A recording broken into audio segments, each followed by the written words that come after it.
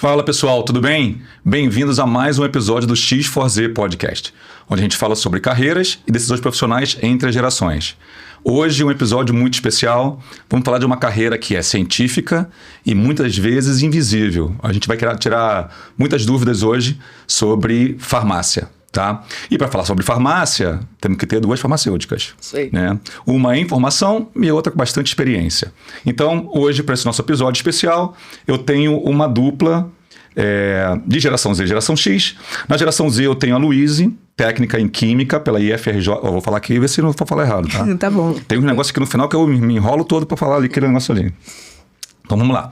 Técnica em Química pela IFRJ, graduando em Farmácia pela Faculdade de Farmácia da UF, aluno de iniciação científica, iniciação tecnológica no Laboratório de Cosméticos da Faculdade da Farmácia da UF e hoje é aluno de iniciação científica do Laboratório de Nucleosídeos, Heterociclos e Carboidratos do Instituto de Química da UF. Isso. Bem-vinda, Luíse. Obrigada. E pela geração X, minha amiga de muitos anos, não vamos fazer conta. Não, abafo cara. Minha amiga de muitos anos, Gelsa, farmacêutica industrial pela UF, especialista em farmácia clínica. Ela é professora, já foi docente de pós-graduação do IRJ, é coordenadora da Câmara Técnica de Farmácia Magistral do CRFRJ, membro efetivo do Grupo de Trabalho sobre Farmácia Magistral do CFF e integrante da diretoria da Anfarmag, Regional do Rio de Janeiro. Ela também trabalha em consultoria magistral e é palestrante em diversos eventos farmacêuticos, como congressos, simpósios e captações. Bem-vinda, Gelsa. Muito obrigada, Ralf. Muito bom, muito bom. É legal porque eu tenho conseguido trazer os amigos, né? Então são pessoas que naturalmente eu admiro há muito tempo, pessoas que têm uma história muito interessante e eu acho que o podcast tem ficado cada vez mais interessante, especial os episódios, porque além de todo o conhecimento que vocês, né, que já têm, assim como eu, mais de 25 anos de estrada, acho que a relação pessoal também torna isso ainda mais especial, né? Com certeza. Então é muito bom ter você aqui. Obrigado. Legal. E por acaso, né? Não muito por acaso, mas por acaso, a Luísa também tem uma relação assim de proximidade pessoal, né? Filha de amigos mas de novo, está aqui para a sua história, né? Que é incrível, e é isso que vai fazer com que os nossos espectadores, nossos ouvintes se inspirem também em farmácia, né? Então, muito bem-vindas. Bora começar? Bora. Então, beleza. Então, o X4Z, vocês nunca participaram, né? Espero que já tenham visto alguma coisa. A gente tem alguns blocos de perguntas. Nesses blocos a gente vai tentar explorar alguns temas que a gente preparou aqui, mas fique à vontade de fazer comentários, tá? Trazerem algumas outras perguntas, provocações e assim a gente segue por essa nossa 1 hora aqui de bate-papo, tá? O primeiro bloco a gente para poder conhecer um pouquinho mais de vocês, então fique à vontade de explorar um pouco mais além da pergunta que eu fizer, porque a ideia é que as pessoas conheçam um pouco do perfil de vocês. Okay. Vamos lá então. Gelsa, começa com você. Certo. Quando você entrou na farmácia, lá em 96, eu entreguei um pouquinho, hein? O que essa profissão representava para você naquele momento? Então, na realidade, em 96 foi a minha formatura, né? Então, assim, a entrada foi um pouquinho antes. Na realidade, eu tive experiências em saúde, onde o farmacêutico foi um ponto-chave para a resolução. Experiências pessoais. Pessoais. A primeira foi quando a minha mãe teve um AVC, foi em 83, então, né, já entreguei tudo. Estamos entregando tudo já. Já tá tudo entregue. Já era. Né? E aí, ela, por conta desse acidente vascular cerebral, ela precisou fazer uma cirurgia neurológica e tal, e teve toda uma parte de recuperação.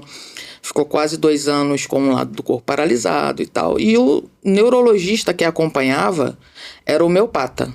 Óbvio que com 10 anos de idade eu não sabia o que era isso, mas tinha uns frasquinhos com bolinhas, né, em cima da penteadeira, toma o remedinho do frasquinho, o frasquinho vai pro final da fila, né, e eu achava interessante aquilo ali, essas bolinhas estão, né, funcionando.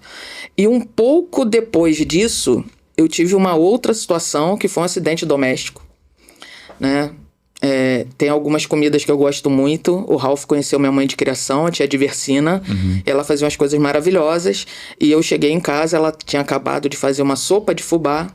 E eu, esganiçada, faminta, servi um prato e fui sentar para comer, só que eu sentei na cama. Aí o estrado afundou e o prato virou e queimou a minha perna.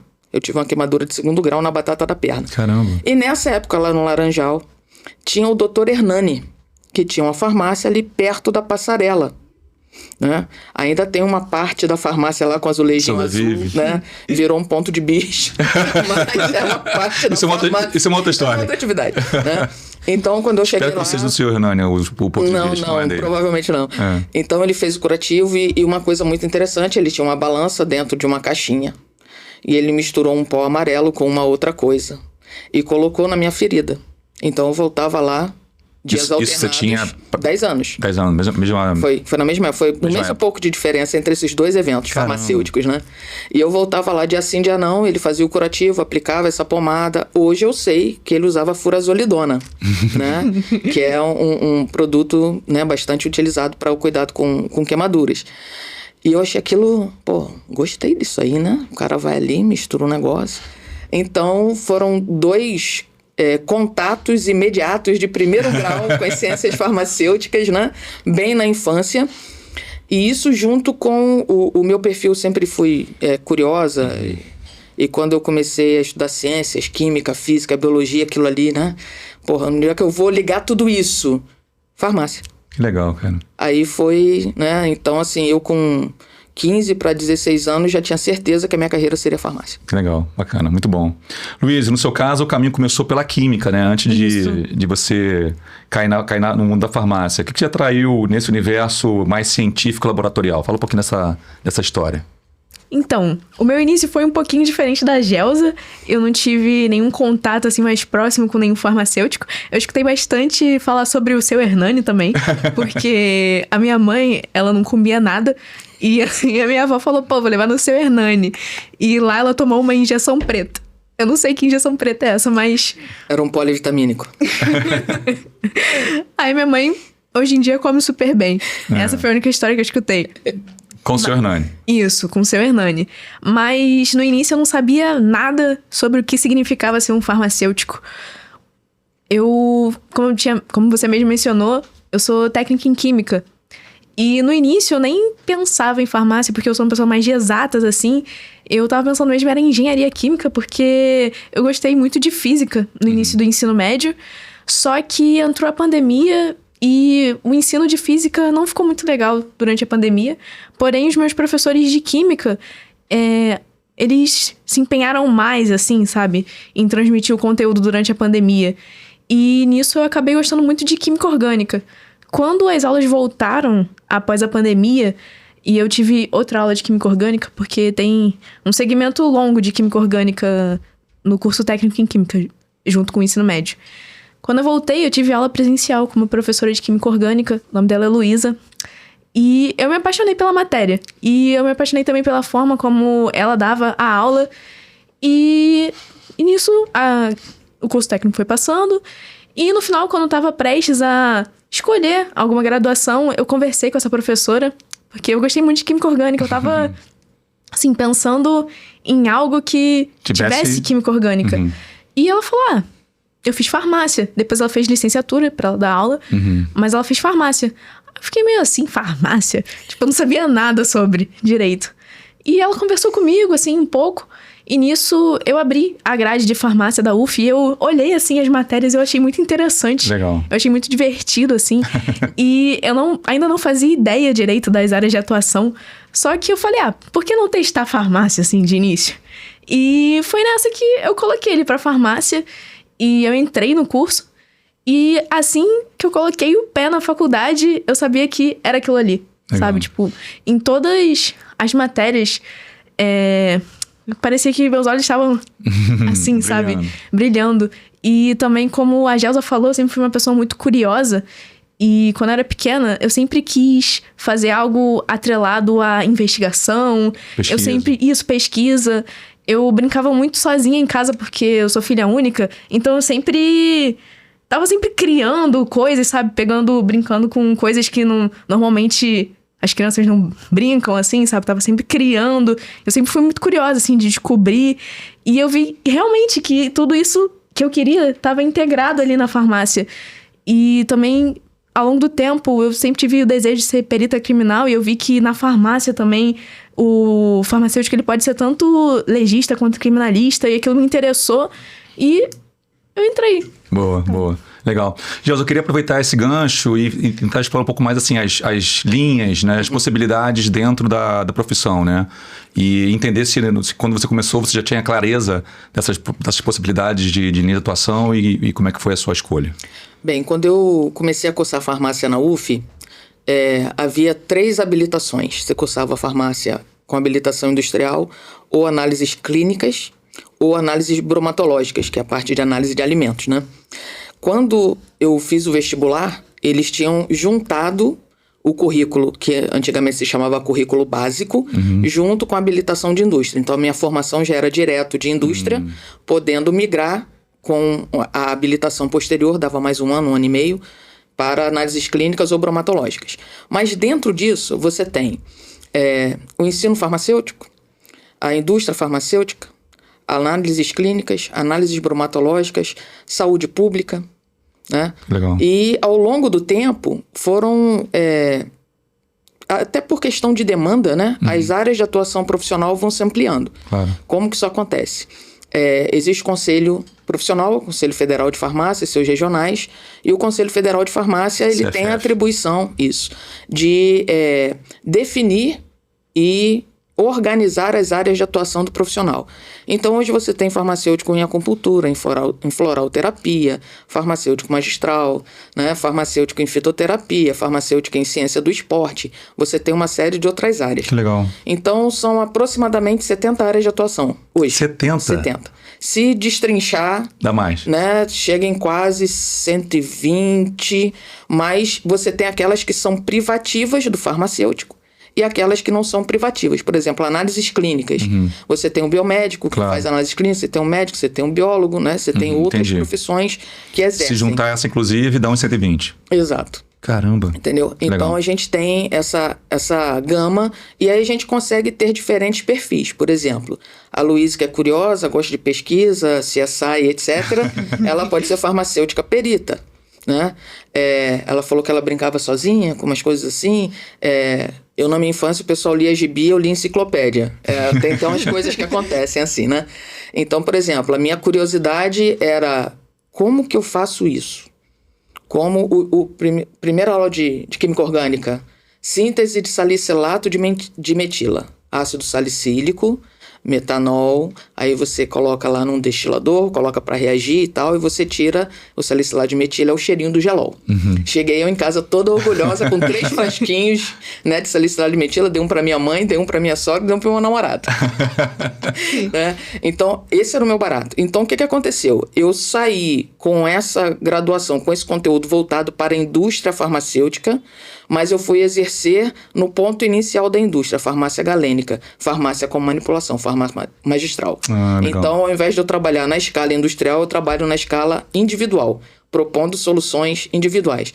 Quem gosta de gente tem saúde pública, né? Quem gosta de se esconder no laboratório, né? Pode ficar no laboratório. Quem gosta de escala grande tem indústria. Legal. Então, assim, você tem várias versões de farmacêuticos diferentes. Por que chama magistral?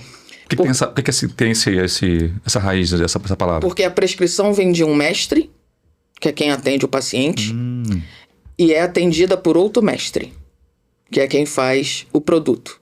Então, é entre mestres, é magistral. Ah, que legal, cara. Bacana. E, Luiz, você quando começou, já tinha, pelo que você falou, você não tinha muita noção dessas 70 linhas, muito menos, né? Não. E como é que tá a sua cabeça nesse momento, assim? Você já sabe para onde você quer ir? Então...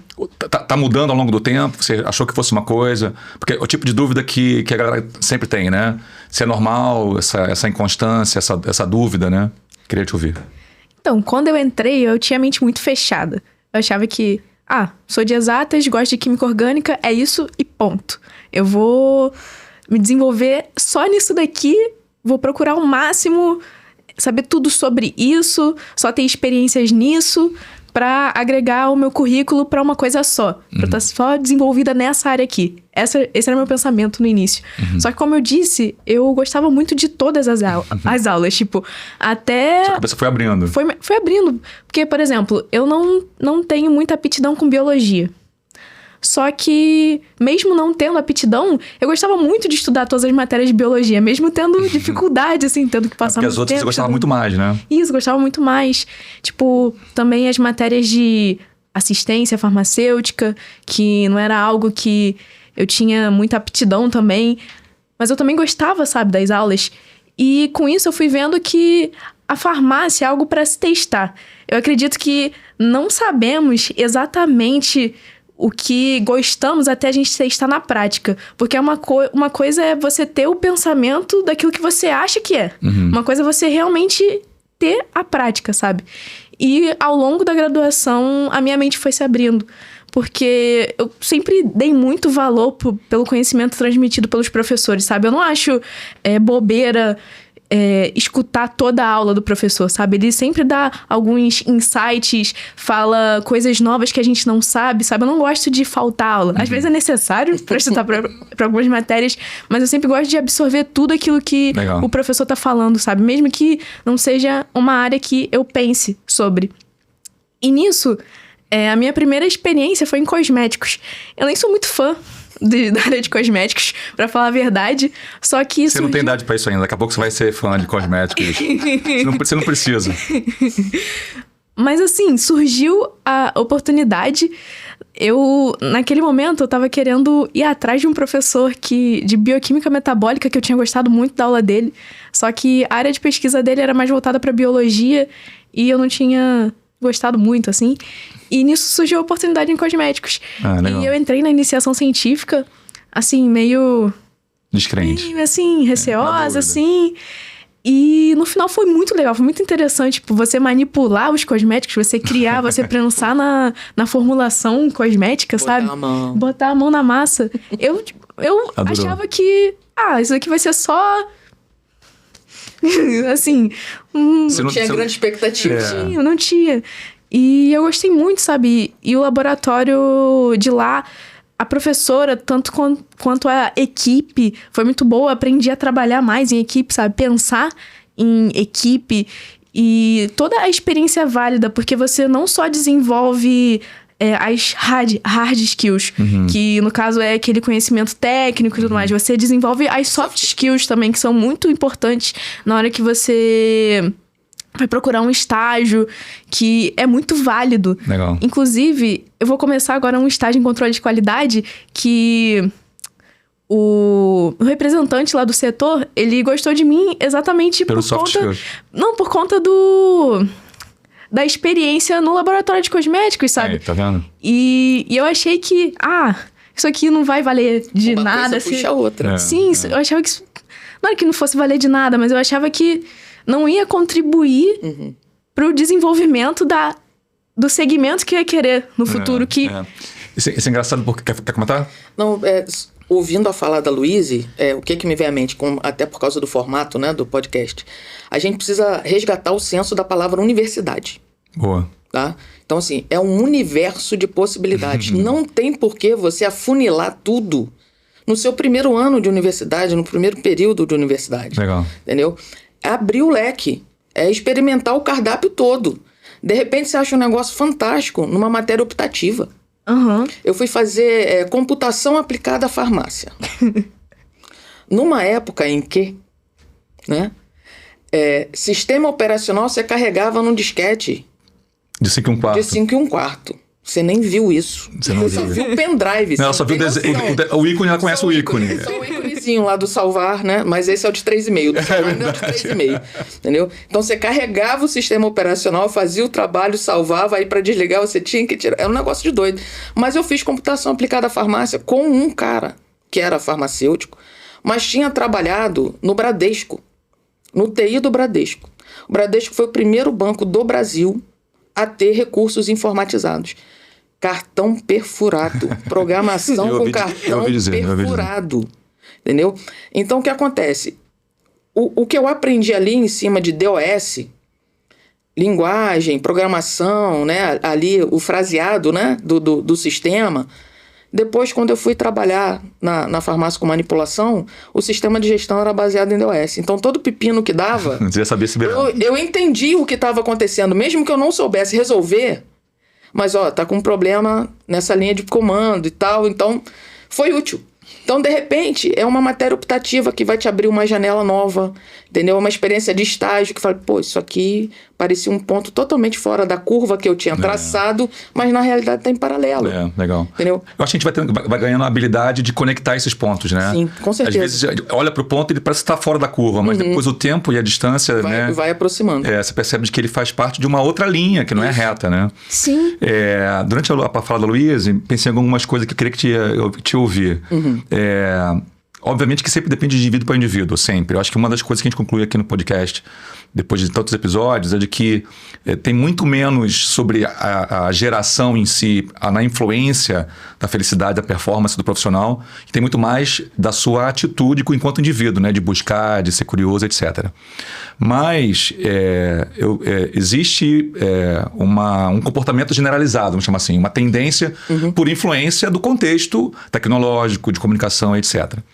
Eu acho que a geração Z, essa geração mais nova, ela tem essa facilidade maior de tentar, de experimentar. Não sei, na nossa época, eu acho que a gente tinha que ir para o vestibular com certeza, assim, sabe? Acho que a gente se cobrava de que se eu botar o pé na faculdade de engenharia é para ser engenheiro, de médico, assim por aí vai. Então, você acha que isso mudou? Você tem uma perspectiva de que a gente tinha que acertar de primeira a escolha da faculdade e hoje a galera está um pouco mais flexível, mais fluida nessa perspectiva? Ou isso é muito da Luísa e de algumas pessoas que se cobram menos em ter que acertar de primeira? Eu acho que tem duas situações. A primeira situação, se a gente for pensar em 30 anos atrás, né, que é essa quando a gente começou, a nossa realidade, o nível de acesso à universidade era diferente. Exato. Então era bem mais até restrito. De informação. Sim, até sobre, né? informação sobre carreiras, exato, né? Não sei se o Wilson falou aqui, mas foi o guia do estudante, né? Chega aqui, eu acho que tu dá bem com isso aqui. Você acha? Acho. Foi fazer engenharia. Ficou, né? Então, assim, a gente tinha informação mais limitada. E manter um filho num curso superior exigia um esforço familiar grande, né? Assim que eu entrei na faculdade, no segundo período eu já estava fazendo monitoria, que era uma fonte de renda. Uma fonte de renda, né? Para poder... Então, assim, a gente tinha poucas balas na agulha. Se pudesse acertar de primeira, todo mundo ficava mais feliz. Mudanças sempre rolava uma desconfiança, né? Mas você já não acertou na primeira, vai acertar nessa. Por exemplo, eu fui monitora do Instituto de Química, né? Monitora de Química Orgânica. Né? Fui monitora de Química Orgânica. Tinha um menino na Química Industrial que ele tinha feito na Universidade Católica de Petrópolis medicina até o 7º período. Caramba! Particular, aluguel, custos e tal. Quando começou a botar a mão em gente, ele recuou. Caramba! Foi fazer química. Então você imagina o peso disso naquela época. A família, a cobrança dos pais e tal. Hoje a gente tem um perfil diferente em termos de cobrança, o tipo de acesso também é diferente, tem algumas coisas que são mais facilitadas no modelo atual de acesso vestibular, mas ao mesmo tempo eu vejo que é mais fácil, né, trocar de curso, mas eu também vejo que em alguns casos existe menos persistência. Um curso superior... Pela facilidade, talvez? Por essa menor pressão? Talvez um pouco disso, mas talvez uma característica geracional. Nisso eu vejo uma característica geracional. A gente vai levando aqui, não está apertando a dificuldade... vamos pular. Entendeu? Só que um curso superior também é uma espécie de relacionamento. Né? Então, assim, tem hora que você tem que ceder, tem hora que você tem que avançar. Vai ser sempre romance. Não é romance 100%. Então, tem hora que aperta e aperta mesmo, entendeu? Então, assim, eu vejo essa característica de um pouco mais de liberdade de escolha, que é bacana, né? Você não se sentir culpado por mudar, questão de afinidade. Mas isso acompanha um pouco uma baixa resiliência. Também. Aí tem esse componente, entendeu? Então, porque no final das contas, mudar não é o problema. O problema é não conseguir encontrar o seu lugar no cosmo. O que você veio fazer aqui? Todo mundo nasceu para alguma coisa. Na minha cabeça funciona assim. Eu sei que eu nasci para ser farmacêutico. Boa. Entendeu? Legal. A minha filha mais velha achou que seria geógrafa, hoje ela é administradora de empresa. E tá tudo certo. Desde que você, na sua jornada, com as possibilidades de escolha de mudança que você tiver, você se encontre. Boa. Porque um profissional frustrado não dá, bicho. Como é que tu vai trabalhar 35 anos para talvez se aposentar, lutando contra você mesmo? Os seus instintos. Os seus instintos. Não dá. No episódio com o Wilson, a gente falou sobre carreira internacional, a gente falou muito sobre isso. Foi muito legal. Você concorda? Quer trazer algum ponto de vista concordando, discordando? Aqui é uma mesa de debate. Isso aí. Então, eu concordo bastante nessa parte de resiliência, porque eu vejo que a minha geração é uma geração que não sabe lidar muito bem com frustração. Não sabe lidar muito bem com as coisas acontecendo da forma que não esperava que fosse acontecer. Eu vejo muito em sala de aula, tipo, pessoas que não conseguem permanecer na aula durante muito tempo, tem que sair durante a aula, às vezes não consegue prestar muita atenção nas aulas. E eu acredito que isso seja algo da minha geração. Acho que é o excesso de tela, né? Tudo muito rápido, né? Sim, muito rápido. E eu acredito que uma coisa que contribui para essa dificuldade de saber o que você quer ser ou para que você tá aqui é a rapidez com que você precisa escolher também.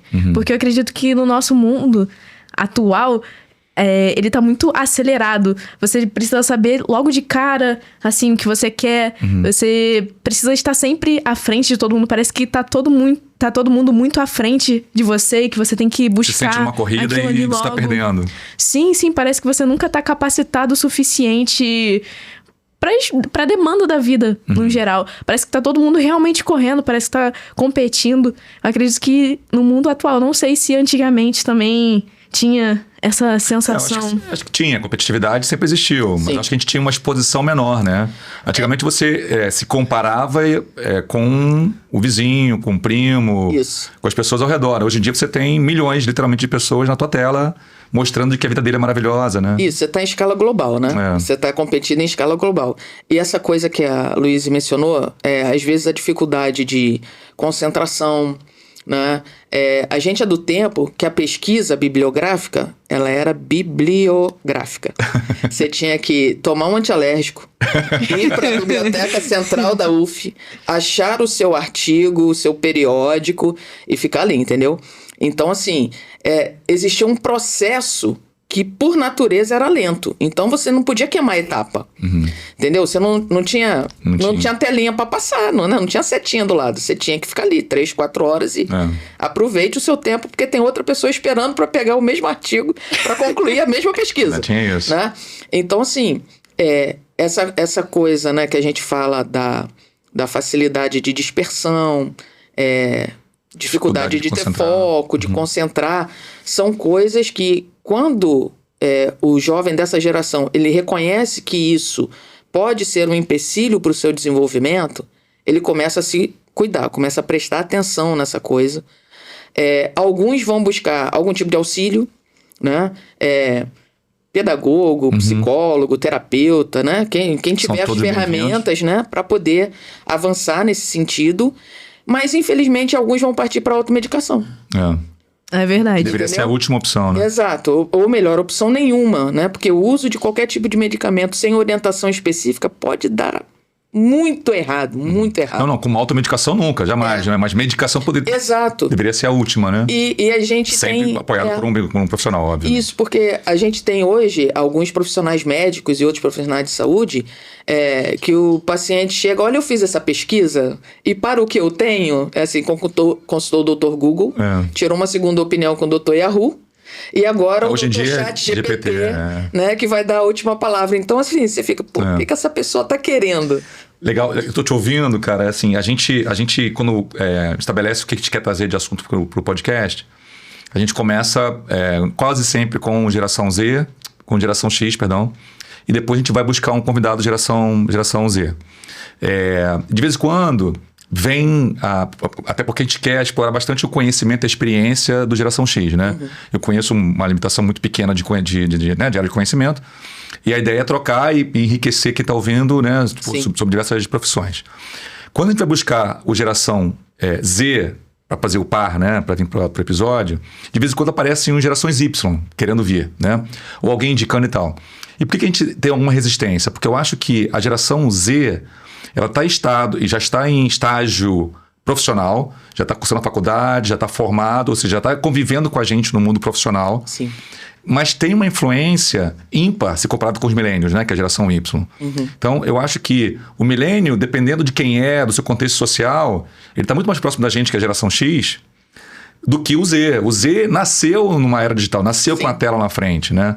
Então, eu acho que isso influencia tudo. Então, a gente acabou de descrever aqui uma forma pela qual talvez tenha menos paciência e talvez você, se for comparar com o milênio, ele talvez tenha mais os nossos hábitos, né? Ele vivenciou uma biblioteca, ele vivenciou, né? Pegou o finzinho da era Exato, analógica exato. antes de entrar no 100% A turma não faz digital. ideia do que é ter que pegar um ônibus e ir para a biblioteca para poder fazer uma pesquisa, né?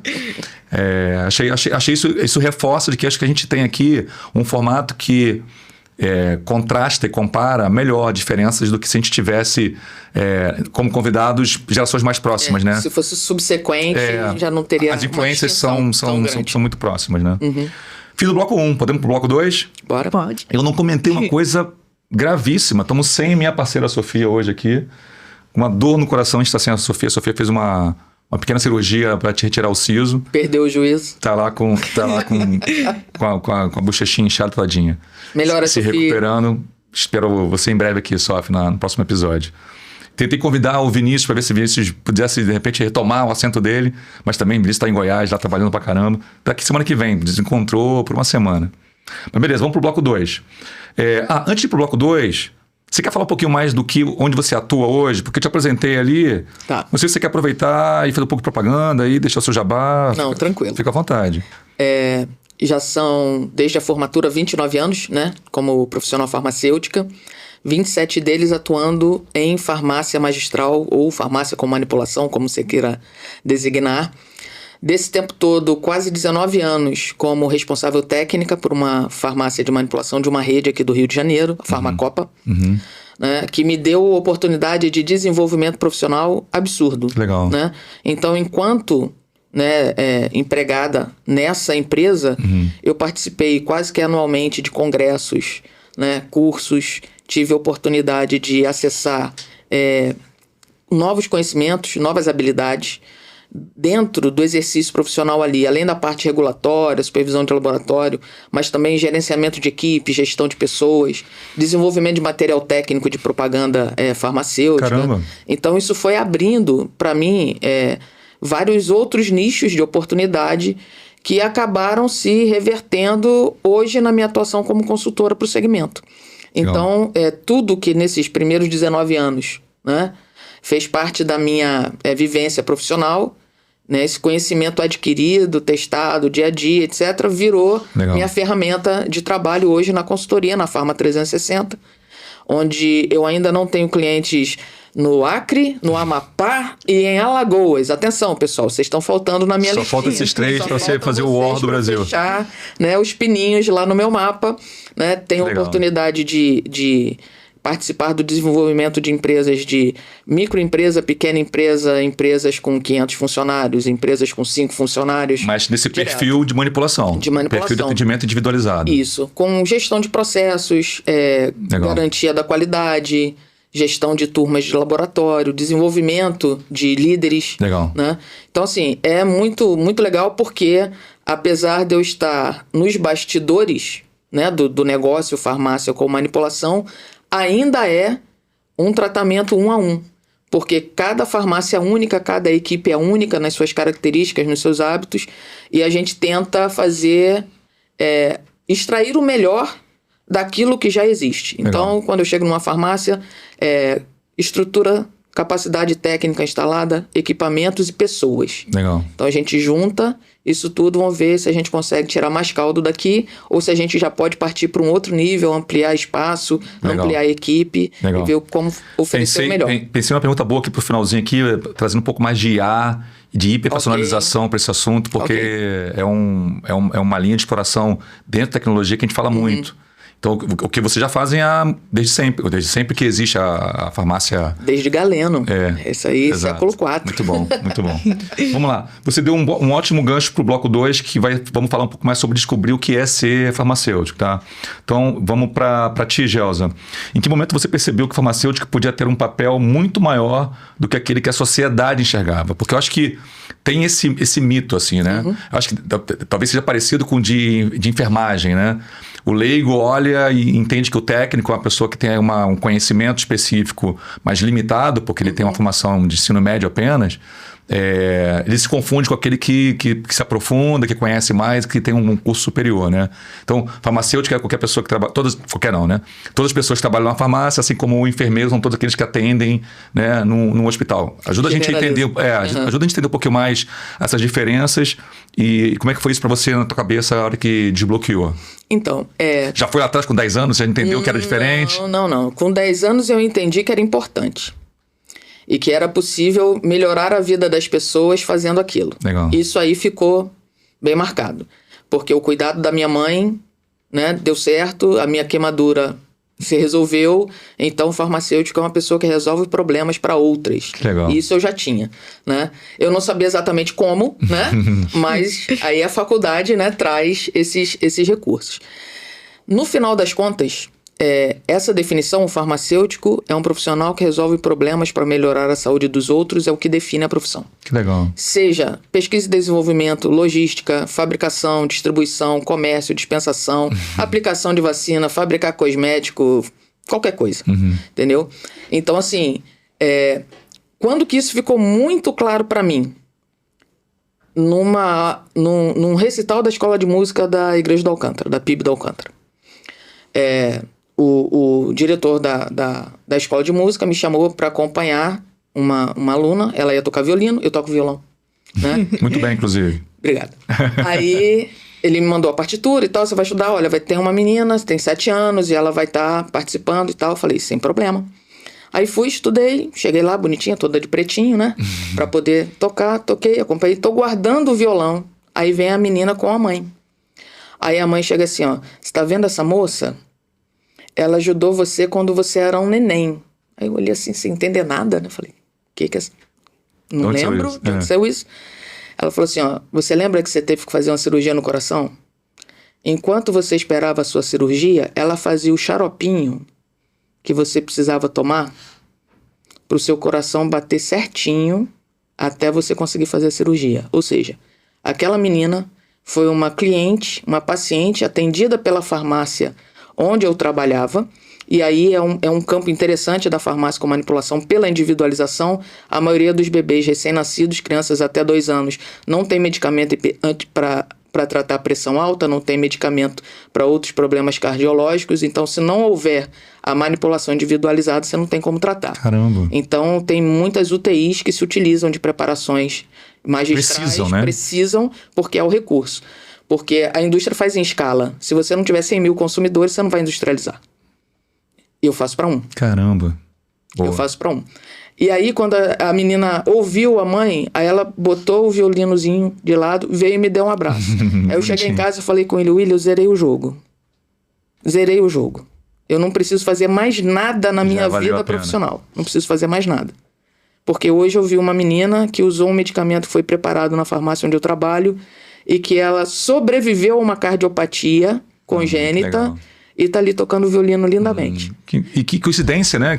Exatamente. Que legal, né? O mundo é muito pequeno, gente. O mundo é muito pequeno. Muito entendeu? bom. Então, assim, esse foi só o complemento que veio confirmar. Olha, ser farmacêutico é providenciar um recurso para melhorar a vida das pessoas. Então, hoje, a minha atuação farmacêutica é indireta. Eu melhoro os recursos que as farmácias têm para melhorarem em sequência a vida das pessoas. Legal. Então, continuo no mesmo ramo. Você ampliou a sua escala, na verdade. Exatamente. Né? Você potencializa mais pessoas, né? Exatamente. Fazer com suas mãos, você capacita mais mãos. É isso. Legal. Exatamente. Bacana. Você, Luiz, quando você começou a vivenciar laboratório, toda essa parte de científica, né, e tecnológica, isso mudou a sua percepção da profissão? Mudou, porque como eu tinha falado bem no início, eu não sabia direito para que áreas os farmacêuticos poderiam ir. E ao longo das vivências, durante as iniciações científicas, eu pude ver que é muito abrangente tudo aquilo que o farmacêutico pode fazer. E como a Gelsa aqui também falou, que eu vejo que a profissão do farmacêutico é uma profissão de muita responsabilidade, porque está integralmente ligada à saúde. Na verdade, assim, não foi exatamente durante as iniciações científicas e tecnológicas que eu vi exatamente tudo o que o farmacêutico poderia fazer. Foi mais nas aulas mesmo, sabe? Porque cada professor, ele traz um pouco da sua experiência, traz um pouco da vivência da área, assim, sabe? Tudo mais. E desde o início, acho que foi uma das minhas primeiras aulas, que foi de bioquímica fundamental. Uma professora, ela trouxe um vídeo bem chocante, assim, de um farmacêutico que tinha errado a dose e uma pessoa tinha entrado em estado vegetativo. Então, Caramba. desde o início, ela queria infindar na gente essa responsabilidade, sabe? Eu acredito que em qualquer área que o farmacêutico esteja, ele não tá isento de uma grande responsabilidade, sabe?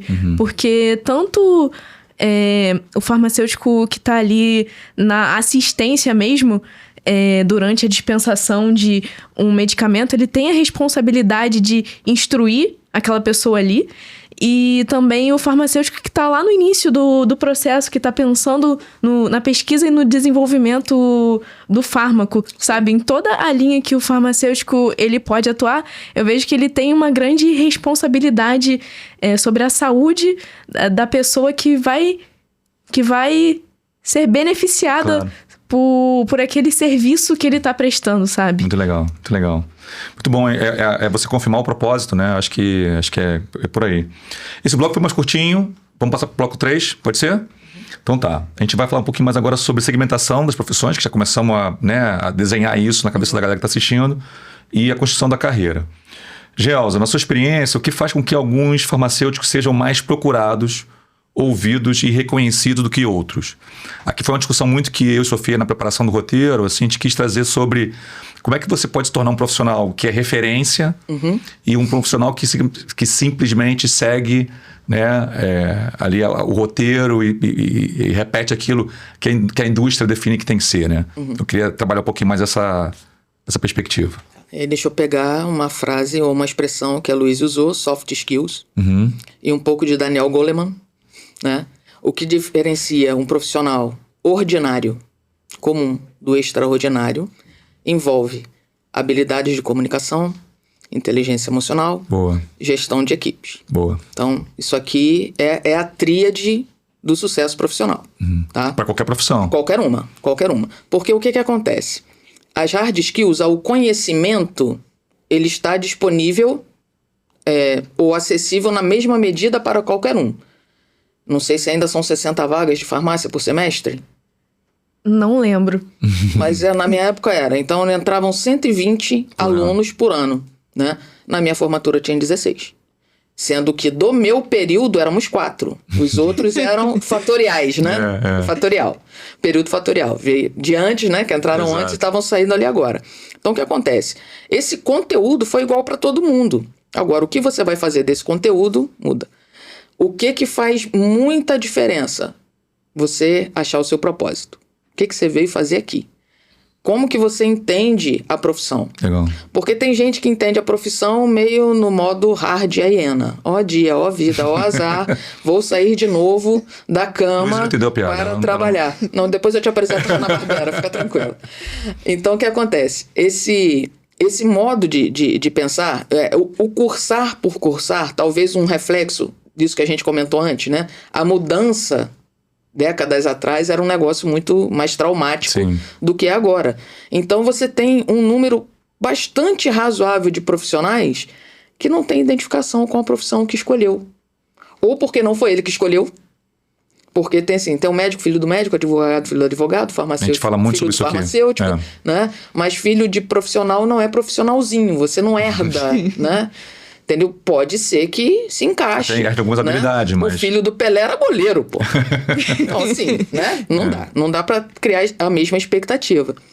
Então, assim, é indispensável capacitação, conhecimento técnico, ok. Mas a habilidade de compartilhar esse conhecimento é fundamental. E quando que um profissional vira uma referência? Quando ele deixa de ser um poço de conhecimento para ser uma fonte de conhecimento. Boa. Qual a diferença? Já tirou água de poço?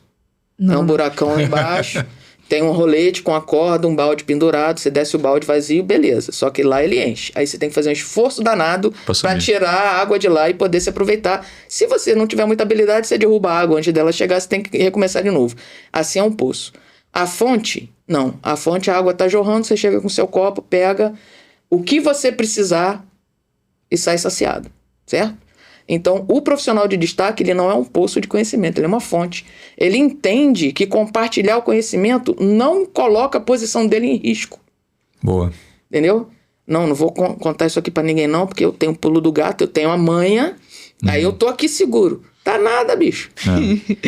Seu colega ali, ele vai entrar no YouTube, no TikTok, vai fazer um curso não sei aonde, vai aprender a fazer melhor o que você tá fazendo. Não existe segurança no ciúme, né, na prepotência de reter o conhecimento. Que retendo o conhecimento você vai garantir a posição. Não existe. Quanto mais cedo você entende isso, mais leve fica o seu desenvolvimento profissional. Boa. Porque você sabe que você não tem que esconder nada de ninguém.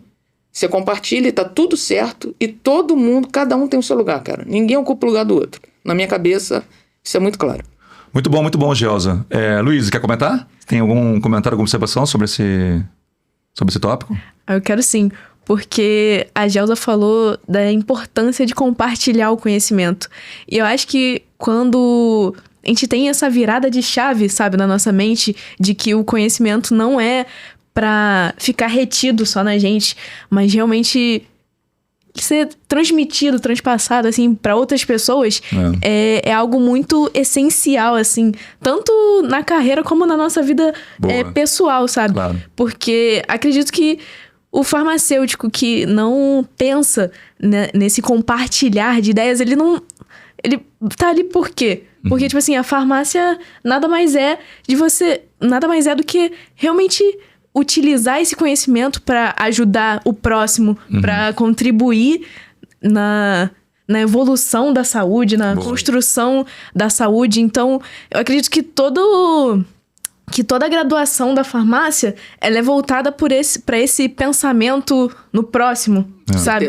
Não só da farmácia, mas eu acho que toda a área da saúde, assim, ela já é voltada nesse âmbito. Do cuidar, né? Isso, do cuidado. E eu acredito que quem não tem essa visão ou não desenvolve essa visão ao longo da graduação, não se encontra verdadeiramente na farmácia. Mas eu acho que tem... Tá perfeito o que você falou, mas tem uma diferença na minha cabeça, assim, enquanto profissional. Eu acho que vai ter o profissional que vai olhar pro paciente / cliente, não sei como é que...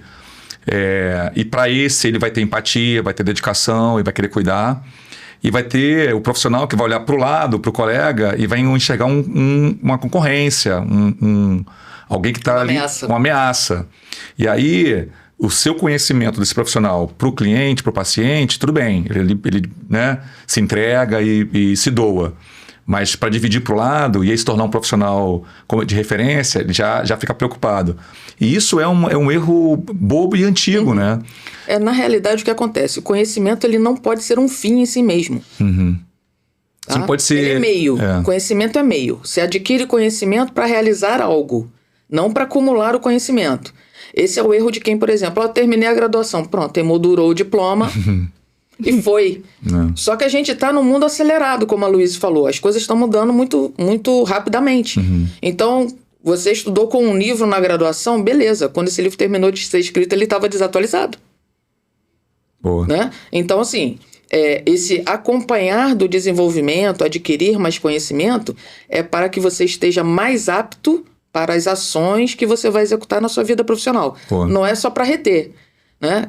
Coleção de diploma, de certificado, né? Enfeita a parede, mas mais acumula poeira. Se aquilo não fizer sentido prático, né? Acaba que perde um pouco, né, o foco, o objetivo, você acaba não atingindo. E como farmácia é um híbrido, né? Farmácia é um negócio assim muito louco, porque você tem um tanto de exatas, um tanto de humanas, um tanto de biológicas, e sai mesclando tudo. É o curso mais turístico da UF. Você tem aula no Valonguinho, no Piraguatá, você tem aula lá perto da faculdade de engenharia, você tem aula no Antônio Pedro, você tem aula em Santa Rosa. Então, assim, você quer conhecer Niterói, faça a faculdade de farmácia na UF, você vai conhecer o município todo. Muito bom, muito bom. Beleza. Cara, trazendo para você me despertou um outro insight aqui. Trazendo essa realidade de não reter conhecimento e compartilhar para outros universos, eu diria o seguinte: as empresas sempre vão valorizar mais o quanto que você, como indivíduo, contribui para o propósito dela empresa. Se o seu valor agregado está apenas em você, você tem um valor. Né? Pô, não, cara, o Ralph conhece muito aquilo ali, não posso perdê-lo porque só ele sabe fazer aquilo. Inclusive, o que ele faz, ele não ensinou para ninguém. Isso tem um valor até um certo momento, beleza. A hora que esse profissional, a Gelsa está lá, é uma profissional que, além de fazer muito bem o que ela faz, ela gerou um time, ela criou um time, ela compartilhou conhecimento, a área dela funciona mesmo sem ela, ela está pronta para poder fazer o próximo passo, ir para um próximo nível. Então, a empresa vai conseguir olhar para essa profissional e perceber de que ela contribui muito mais, o valor percebido, gerado, é muito maior. Então, essa história de querer reter para poder ser em si necessário. A sua fonte para se tornar necessário, né, exclusivo, é uma grande besteira. Eu acho que isso já caiu em desuso. Não é possível que tenha alguém ainda que pense assim, né? Isso é uma escola de baby boomers, eles antes da gente, já não é possível. Tem. Tem ainda. E querendo ou não, o profissional que ele passa conhecimento, ele deixa a sua marca ali. Porque, por exemplo, se ela treinou uma equipe e deixou ali na empresa, aquela equipe vai continuar propagando aquilo que a Gelsa ensinou. Você tem um imprint, né? Você deixa ali a sua marca e o pessoal vai desenvolver a partir daquele conjunto que você transmitiu. Então, você tem um modelo de trabalho que deu certo, ele vai ser replicado. Isso é tão óbvio que assim, não consigo imaginar que tem gente ainda que queira, sabe, reter para si tudo para poder que ele seja a pessoa necessária, indispensável, né? Essa é besteira. Não. Mas beleza, vamos trocar de bloco, vamos trocar de assunto. Agora é um bloco polêmico. A gente preparando esse bloco aqui, a gente se divertiu ou não, né? Assim, a gente, isso aqui vai ser... Vamos falar um pouquinho sobre a ciência, sobre o escrutínio público. E aí a gente queria falar um pouquinho sobre ali a época da pandemia. Para você foi super importante a pandemia em si, né? Pelo que a gente entendeu na tua história. Principalmente em relação ao caso das vacinas, né? Então, durante a pandemia, acho que todo mundo sabe, né? A ciência farmacêutica saiu dos bastidores e passou a ocupar o centro do debate público, né?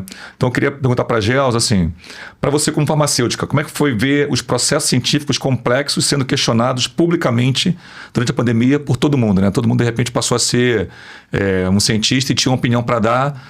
E assim, de novo, eu e Sofia na discussão do roteiro, a gente não quer ser polêmico, não queremos politizar a discussão, só que a gente não pode abrir mão do lado científico, né? Que um podcast como esse tem que se mirar sempre, né? Certo.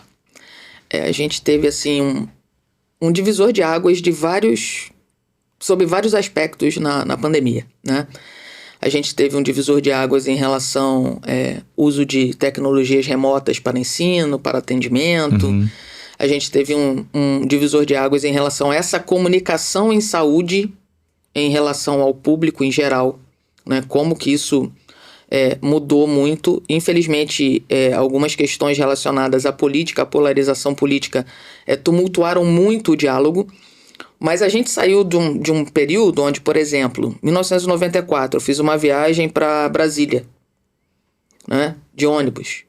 Pararam o ônibus no meio da estrada, entre um nada e lugar nenhum. Aquela pistola, vacinaram todo mundo contra a febre amarela. Pau, pau, pau, pau. Pronto. Caramba. Tem que. Acabou. Sem alternativa. Isso para poder entrar numa cidade específica? Porque a linha de ônibus ela ia para a região norte. E tinha uma parada em Brasília. Então, para você acessar o norte, você tem que estar vacinado contra a febre amarela. E como saber quem ia, quem não ia, todo mundo vacinado? Vai todo mundo. Desce todo mundo, vacina todo mundo, um abraço, vai embora. Então, assim, a gente já tinha algumas formas de comunicação em saúde que eram bem exploradas, principalmente campanhas de vacinação. Né? Todo mundo lembra do Zé Gotinha. Uns mais simpáticos, outros meio apavorantes, né? Tinha uns dublês do Zé Gotinha ali que eram meio fantasmagóricos, mas era eficiente na comunicação. Só que, assim, a gente se viu diante de uma situação inédita em todos os sentidos, né? A epidemia de H1N1 não chegou nem perto do que foi a pandemia de Covid. A gente tinha um cenário de mortalidade alta, de uma escassez de recursos terapêuticos por causa do ineditismo, né? Pô, apareceu um bicho novo aqui, como é que a gente vai tratar com isso? Então, algumas alternativas que já tinham sido testadas anteriormente vêm à tona, né? O pessoal, ivermectina e tal, papapá. Tem dados de melhora de perfil imunológico com o uso de alguns medicamentos do tipo da ivermectina, né? A gente tem alguns outros exemplos aí ao longo da história. Tem possibilidade de um fármaco ter sido desenvolvido para uma coisa e acabar tendo um uso paralelo mais interessante. Isso é comum na história. Comum. A gente tem, por exemplo, o caso do sildenafil, o Viagra, que ressuscitou a Pfizer, né? É um medicamento para hipertensão pulmonar. Mas achou seu caminho na vida, né? Alegrou a vida de muitos e tá tudo certo. E eles ganharam muito dinheiro. Exatamente. Então, assim, inclusive para poder investir na fabricação de vacinas depois. Tá vendo? Então, assim, a gente tem alguns problemas no cenário, né? A pressa é inimiga da perfeição, da refeição e dos bons resultados em saúde. Isso aí é clássico. Porque nem tudo que mostra um bom aspecto, um bom resultado, quando você está fazendo estudos pré-clínicos, em cultura de célula, em cobaia de baixa complexidade, né? Você acaba, muitas vezes, não conseguindo replicar esses estudos quando você sobe na escala. Então, você testou numa cultura de célula, infectou ali aquela cultura com vírus, adicionou a substância, legal, o vírus morreu, as células não. Ok, vamos para o ratinho. Só que meu nome não é o Istar, né? Que é o ratinho branquinho. Então, nem tudo que funciona no ratinho vai funcionar comigo. Então, tem que subir. Aí vai para cachorro. Beagles, obrigado por sua dedicação, né? À saúde. Tadinho, eu tenho uma Beagle em casa. Não consigo nem pensar nisso. Não, mas faz parte, né? A gente não pode usar cobaia humana, né? Então, é o que nos resta. Mas quando você passa para estudos clínicos, eles têm fases, né? Então, você tem que definir uma população-alvo, faixa etária, características de saúde. Isso é bem complexo quando você está numa corrida, né, com uma mortalidade alta e você não está conseguindo conter, né, os fatores que propiciam a propagação dessa doença. Então, o que acontece? Hoje, a gente tem resultados de vacinas que são muito inferiores à expectativa que tinha quando foi usado, né, inicialmente durante o tempo da emergência da pandemia. Já vacinas que foram descontinuadas, que ao longo do tempo se provaram não demonstraram o perfil desejado. Temos outras questões, como, por exemplo, como qualquer tipo de medicamento, e vacina é um medicamento, né? Existem efeitos adversos, efeitos colaterais, que quando você tem uma amostra estatisticamente pequena, você não consegue visualizar. Mas como isso atingiu a escala de bilhões de pessoas usando, então você consegue, né, com o tempo, com os registros, você faz uma análise retrospectiva e consegue vincular. Olha, esse efeito aqui ele tem uma recorrência muito importante, pode estar atrelado à causa aqui. O que importa para a gente? Estatística, apesar de fazer parte das ciências exatas, ela pode gerar alguma inexatidão. Eu posso usar 2 argumentos verdadeiros que não têm nenhuma correlação e propor uma mentira como verdade. Vou dar um exemplo. O consumo de sorvete aumenta no verão? Sim. O número de ataques de tubarão na praia de Boa Viagem aumenta no verão? Sim. Então, toda vez que aumenta o consumo de sorvete, aumenta o número de ataques de tubarão no litoral brasileiro? Não. Mas não tem uma correlação? Você tem 2 coisas que acontecem em paralelo. O que falta? Nexo causal. O que aumenta o consumo do sorvete não tem nada a ver com o que aumenta o número de ataques de tubarão. Então, a gente precisa ter muito cuidado e filtrar algumas coisas. Aí nesse aspecto, o que a gente precisa? Ter referências confiáveis. Isso ficou muito difícil. Porque foi um tiroteio. Tinha outros interesses, né, por trás. Tinha um tiroteio, né? Virou Fla-Flu o negócio. Cada torcida levantando sua bandeira e aí isso complicou bastante. Mas, de forma geral, o que a gente vê é que alguns processos no cuidado em saúde, eles não têm como ser acelerados. É uma cadeia de etapas que, se você encurta uma etapa ou pula a etapa, você compromete seriamente o resultado. E veja como a nossa população ela tem, assim, algumas verdades que se tornaram absolutas, né? o que é natural não faz mal. Embora veneno de jararaca seja natural. Né? E acaba, né? Não, eu só tô tomando um chazinho. E aí aparece com uma hepatite fulminante, porque estava usando um chá de Confrei, que é hepatotóxico. Mas eu não podia ter... Tá, mas para tomar chá não pode, né? Então, assim, tem alguns pressupostos, né? E também tem os modismos, né? Hoje a gente está vendo aqui a mania das canetinhas. Aí você imagina, o pessoal ficou com receio do tempo de desenvolvimento das vacinas. E agora tem um mercado louco. Desesperado, querendo o produto para emagrecimento. Eu não sei se a Sofia já foi, a Luísa já foi na biblioteca da Faculdade de Farmácia. Já. Antigamente tinha uma prateleira inteira com um livro chamado As Pílulas Mágicas. Se ainda tiver lá, tira para ler. Porque reflete bem isso. Qual que é o nosso pensamento comum? Né? O brasileiro mediano. A solução para o meu problema está fora de mim. Então, é isso aqui que eu vou beber que vai resolver minha vida. Então, é isso. Essa pílula vai me emagrecer, essa pílula vai resolver meu diabetes, essa pílula vai resolver meu problema de memória. Não é nada que eu faça. Não é a minha dieta, não é o meu treino, não é a minha dedicação, não são as minhas palavras cruzadas, né? É a pílula. Então, a solução está sempre fora de mim. Então, gera esse conceito da pílula mágica. É aquilo ali vai me resolver. A medicamentalização da vida, Exatamente. Né? Então, o cara toma um para dormir, um para acordar, um para tirar o apetite, um para ir no banheiro. Para aumentar o apetite. Outro para aumentar o apetite, outro para pensar rápido, outro para desacelerar o pensamento e fica nessa roda, entendeu? Então, assim, hoje a gente tem muito acesso à informação, nem toda a informação com a mesma qualidade, com o mesmo nível de seriedade. Então, eu vou deixar aqui a minha defesa da profissão. Tenha um farmacêutico para chamar de seu. Boa. Tem dúvida em medicamento? Conversa com o farmacêutico. Como toma, que hora toma, se tem interação com outra coisa que você já está usando, se oferece algum risco, Legal. Se os riscos superam ou não os benefícios, se há algum cuidado, é com água, é com leite, é com comida, sem comida, tá? Tenha o seu farmacêutico de estimação. Em toda farmácia da esquina tem um farmacêutico? Deveria. Mas, né? mas nem a sempre. gente tem duas leis federais, a Lei 5991 de 73 e a 13021 de 14, que impõem a assistência farmacêutica integral. Infelizmente, isso não é realidade, mas minha recomendação para você que precisa de serviços farmacêuticos, se não encontrar, denuncie a empresa junto ao Conselho Regional de Farmácia. Porque minha preocupação é essa tua sugestão de ter um farmacêutico pessoal e em toda esquina tem uma farmácia, isso seria muito bom. E você chega lá e se encontrar um balconista que Exato. você acha que é um farmacêutico e pedir para ele uma opinião. E dependendo do balconista, pode ser uma pessoa bem intencionada, mas Sim. sem informação e não né? E acaba sendo pior do que a emenda que eu sumi. Exatamente. Então a gente tem, e aí vem uma questão de saúde pública, né? O estabelecimento de saúde mais capilar no Brasil são farmácias e drogarias. São mais de 180 mil. Tá? Então é muito mais fácil você ter 15 minutos de conversa com um farmacêutico do que agendar uma consulta com qualquer outro profissional de saúde. Não só médico. Caramba. Então é muito mais acessível. Então esse papel pedagógico do farmacêutico ele é extremamente importante e está muito próximo, muito mais próximo. Desde que as farmácias tenham, né? A gente volta ao Dr. Hernani, Sim. né? Que resolvia. Reza a lenda que até parto fez. Era farmacêutico... Farmacêutico raiz. Raiz. Legal, muito bom. Você me despertou uma outra coisa. Não sei se a gente vai polemizar demais aqui, mas eu acho que vale a pena tocar.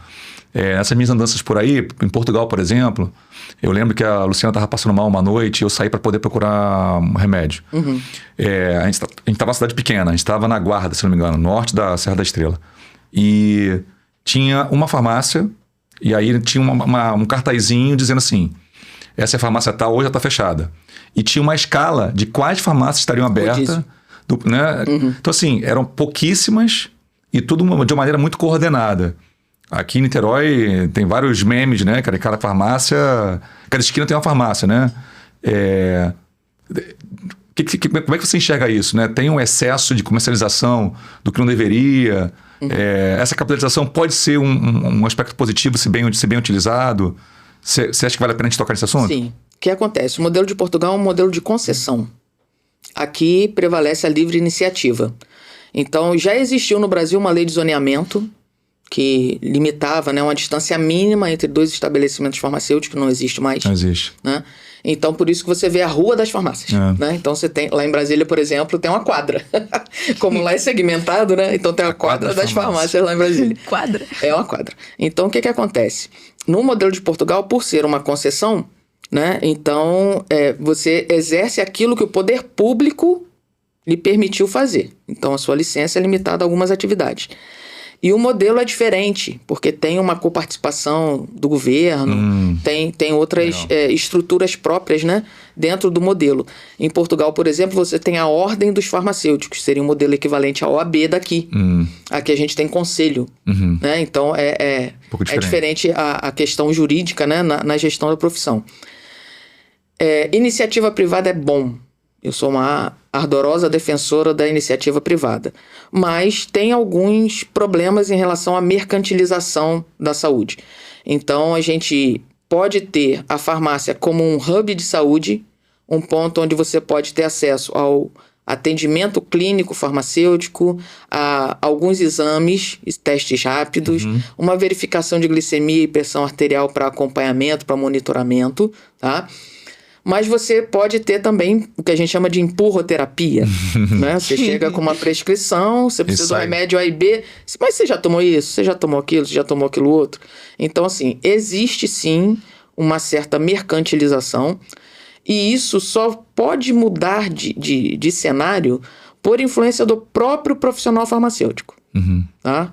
Então, assim, eu posso ter todos os produtos aqui. Eu tenho cosméticos, eu tenho produtos para cuidados infantis, eu tenho suplementos, tudo isso aqui é de venda livre, né? Mas o farmacêutico é referência de orientação. Então, a Luísa pode chegar na farmácia do Dr. Ralph, né?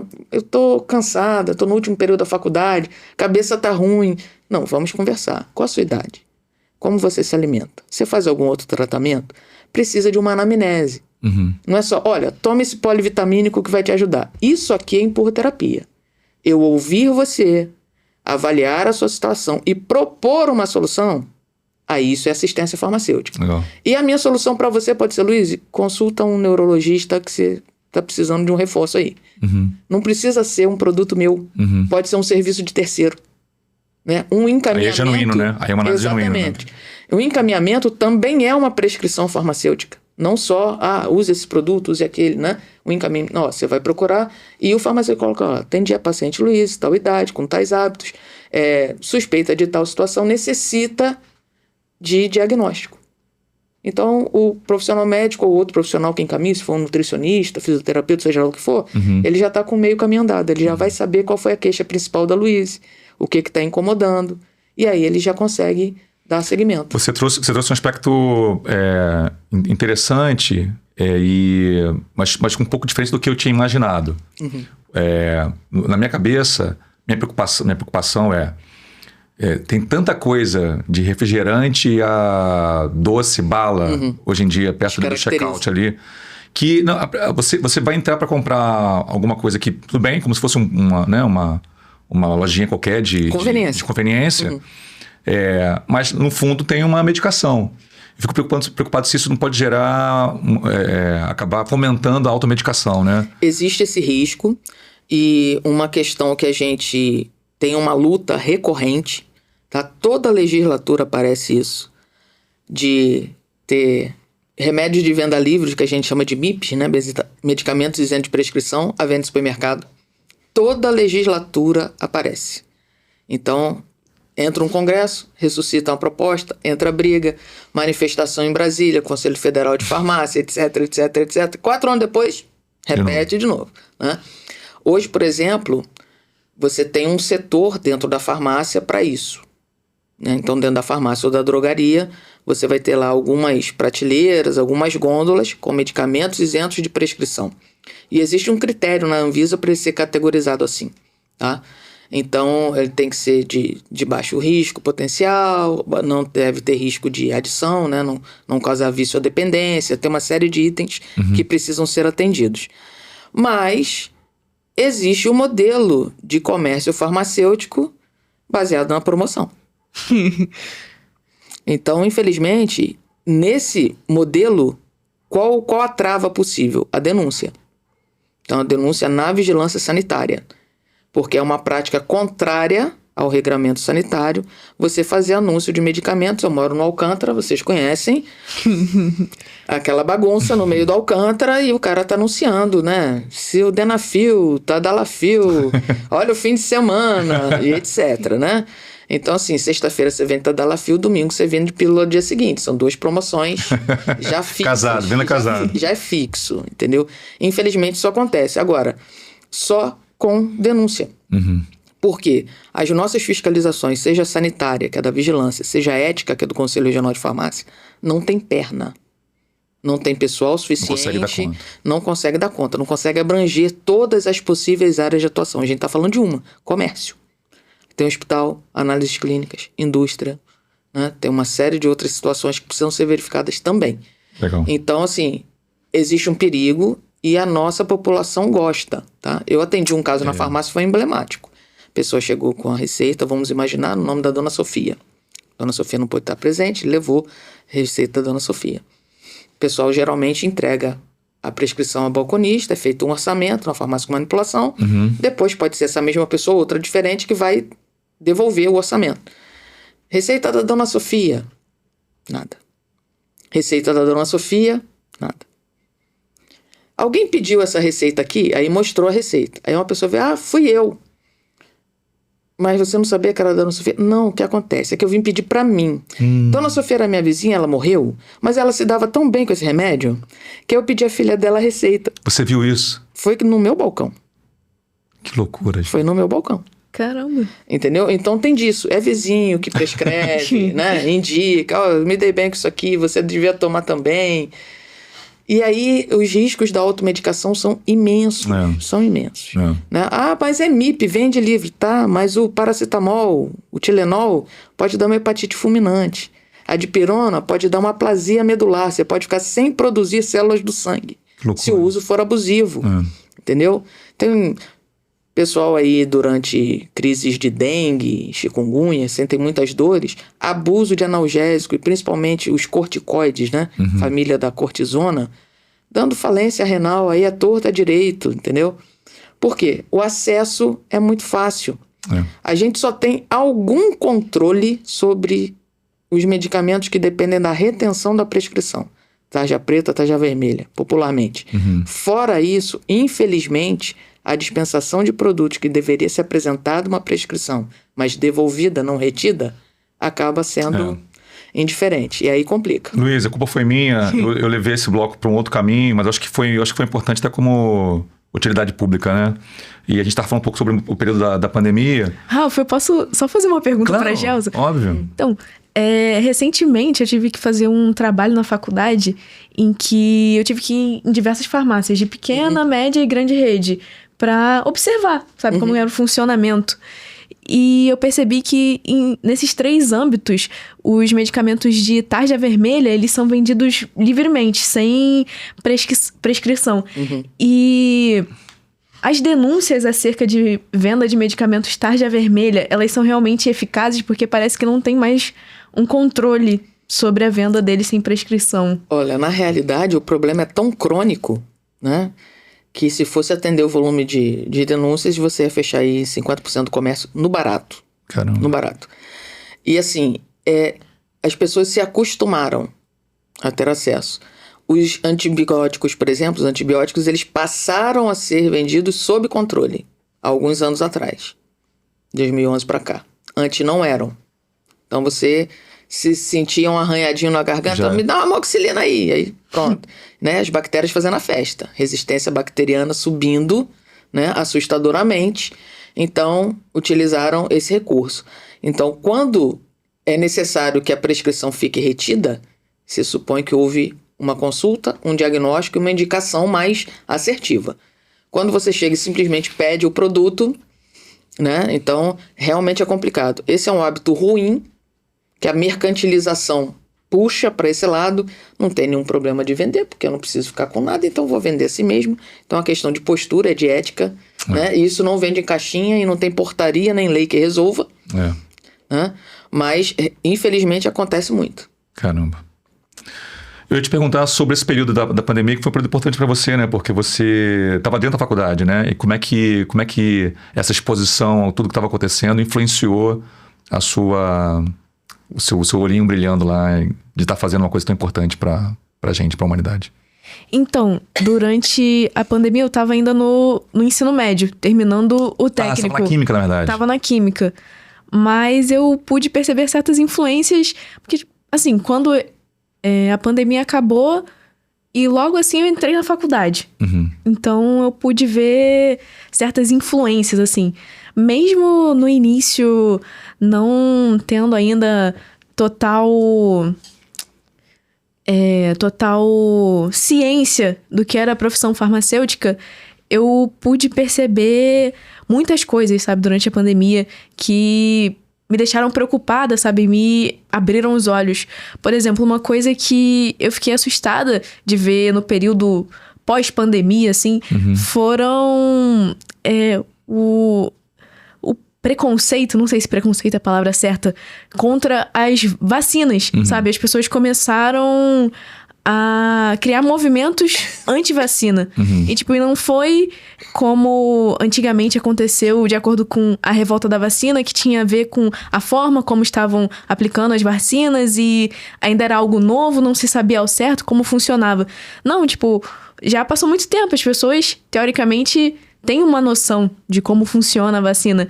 E quando eu era mais nova, pelo menos eu tinha a percepção de que as pessoas queriam se vacinar, sabe? Num âmbito geral. Todo mundo que tinha filhos ou crianças pequenas estavam sempre querendo levar os filhos. E quanto mais vacinas desse, era melhor.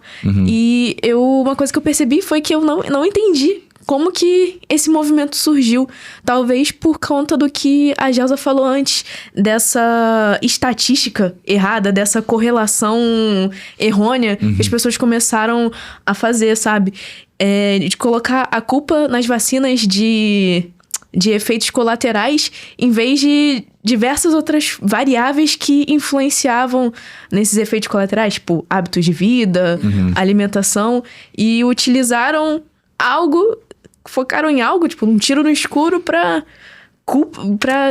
colocar essa culpa, sabe? Foi um pouco que a gente conversou, né, na fala da Gelsa, né? Eu acho que politizaram demais, né? Sim. Eu acho que o Fla e o Flu, cada um pegou sua bandeira e tentaram utilizar qualquer coisa que os diferenciasse para se posicionar.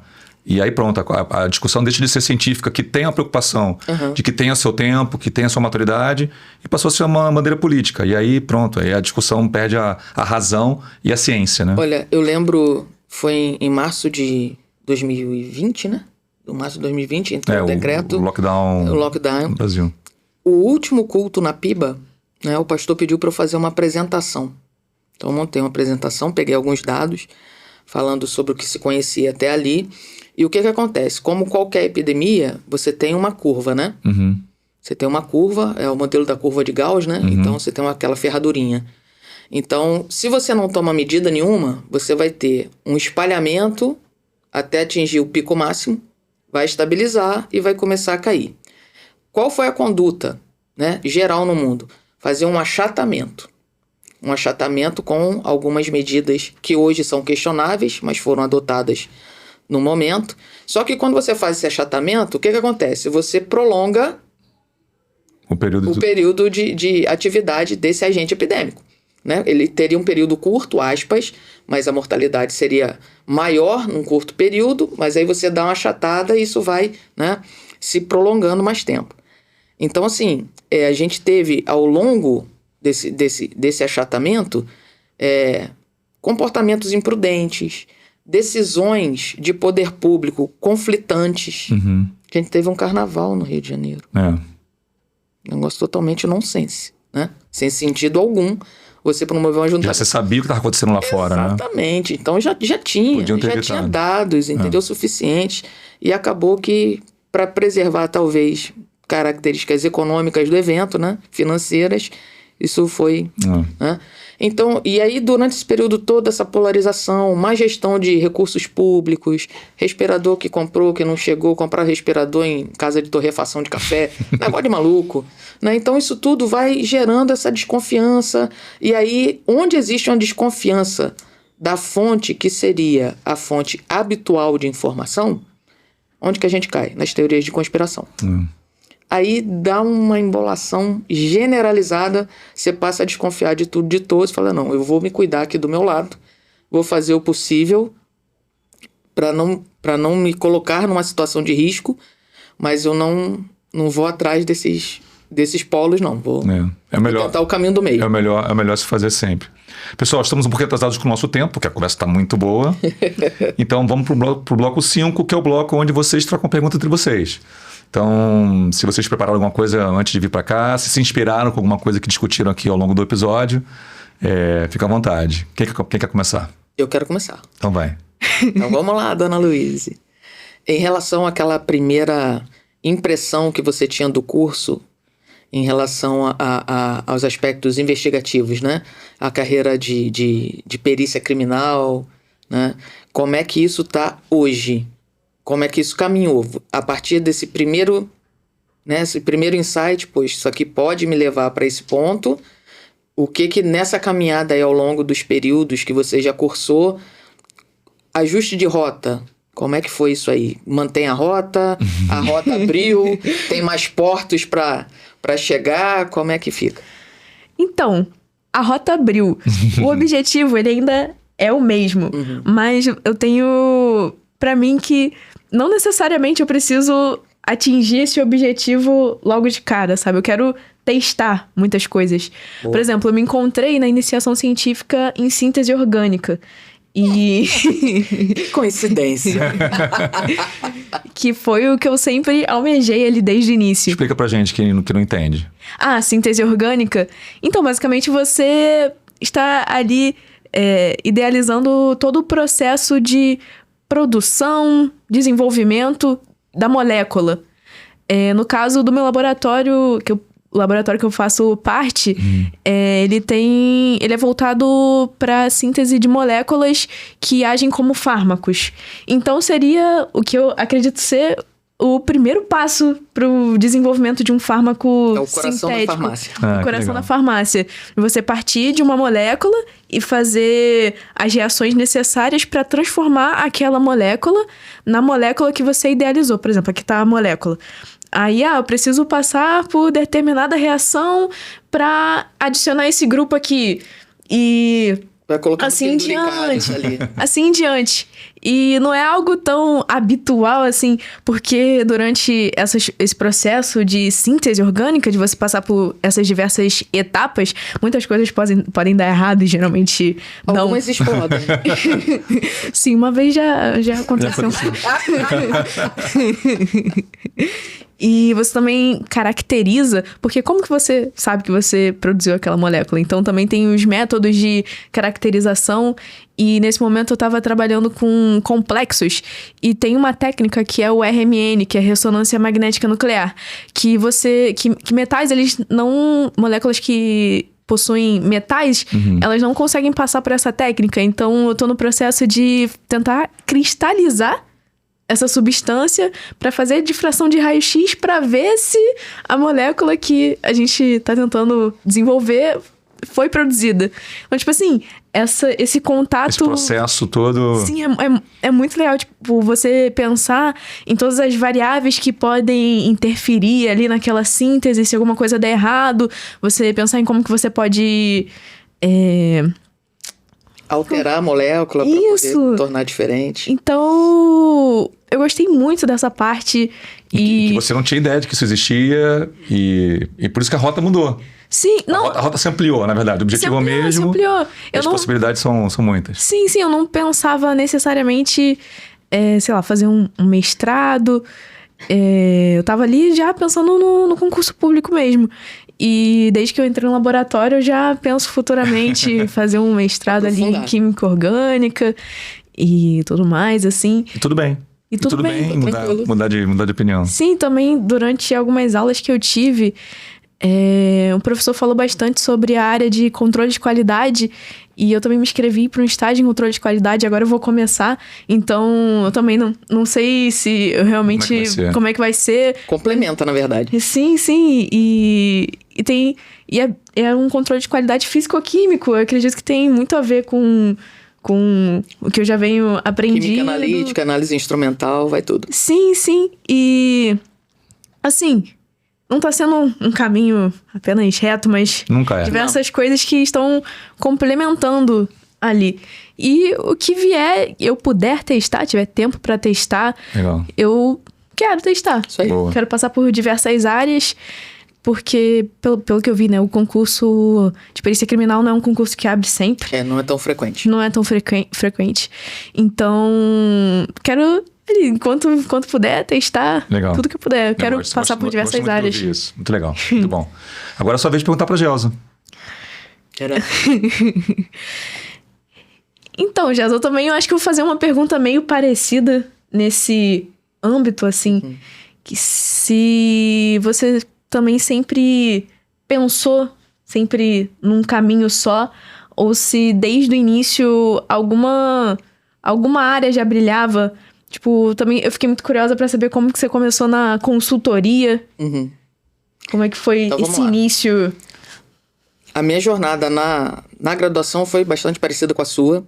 Eu fui monitora de Química Orgânica, fiz iniciação científica em síntese orgânica.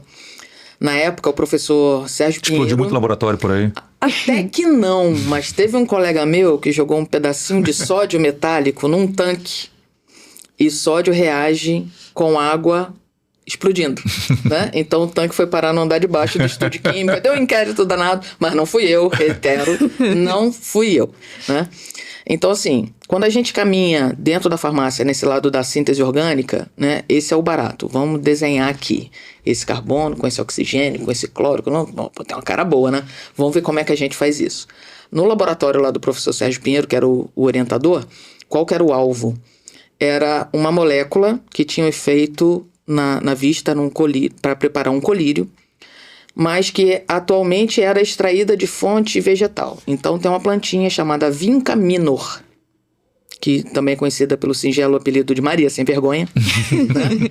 E para você extrair da Vinca minor 1 miligrama de vincamina, que é o alcaloide, que é a parte ativa dela, que tem efeito terapêutico, você precisa de 1 tonelada de florzinha. Caramba! Então é economicamente inviável. Então você sabe que a planta tem um recurso, você consegue identificar, mas extrair da planta de forma economicamente viável não é possível. Então aí entra a síntese.